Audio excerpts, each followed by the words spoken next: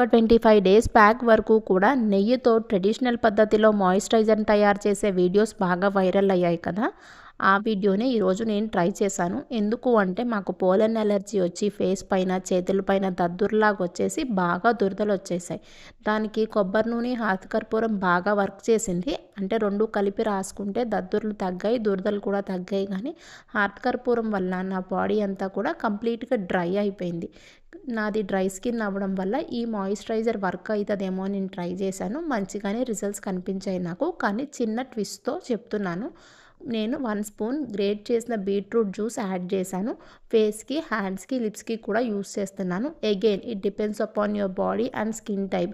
మీది అంటే dry skin కాదు అనుకుంటే మీరు యూస్ చేయాలో యూస్ చేయకూడదో నాకు తెలియదు. జస్ట్ నాకు వర్క్ అయింది మాత్రమే నేను మీకు వీడియో చూపిస్తున్నాను.